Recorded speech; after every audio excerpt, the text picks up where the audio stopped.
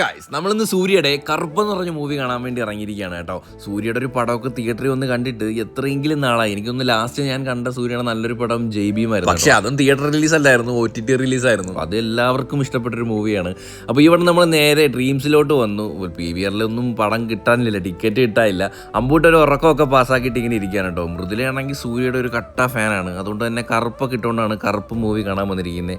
എന്നെക്കൊണ്ട് അവൾ കറുപ്പ് പിടിപ്പിച്ചേട്ടോ. അങ്ങനെ ഒരു പക്കാവണ കോഫി മാച്ചിന് ശേഷം നേരെ നമ്മൾ മൂവി കയറി. ഇനി സിനിമ എങ്ങനെയുണ്ടെന്ന് ചോദിച്ചു കഴിഞ്ഞാൽ ഫസ്റ്റ് ഹാഫ് വരെ നമ്മളത് മലയാളം പടമാണോ എന്ന് തോന്നിപ്പോകും. കാരണം മലയാളത്തിലുള്ള എല്ലാ ആക്ടേഴ്സാണ് നല്ല അടിപൊളിയായിട്ട് പെർഫോം ചെയ്തിരിക്കുന്നത്. ഫസ്റ്റ് ഹാഫ് നമുക്ക് അങ്ങനെ ബോറൊന്നും അടിക്കത്തില്ല, ആ ഒരു ഫ്ലോയിൽ അങ്ങ് പോകും കേട്ടോ. പിന്നെ മ്യൂസിക്കും എൻട്രിയും സൂര്യയുടെ അതൊക്കെ അടിപൊളി നൈസായിരുന്നു. ഒരു മാസ് ആ ഒരു സംഭവമായിരുന്നു. പക്ഷെ അത് കഴിഞ്ഞങ്ങോട്ട് നമുക്ക് എന്താണ് ചെയ്യുന്നതെന്നൊന്നും അങ്ങോട്ട് ഒരു പിടികിട്ടാത്ത കണക്ക് തോന്നിപ്പോകും. വേറെ ഒന്നുമല്ല, എന്തോ ഒരു കണക്റ്റ് ആവാത്ത ഫീല്, എന്തൊക്കെയോ കാണിക്കുന്നത് പോലത്തെ ഒരു ഫീല്. എനിക്കെന്തോ സെക്കൻഡ് ഹാഫ് ഒട്ടും അങ്ങോട്ട് വർക്കായില്ല. പക്ഷെ സൂര്യയുടെ ലുക്ക് പിന്നെ നമ്മുടെ സായുടെ മ്യൂസിക് ഒരു രക്ഷയില്ലായിരുന്നു കേട്ടോ. അപ്പോൾ ഇന്നേക്ക് ഇത്രയേ ഉള്ളൂ. Love you and by.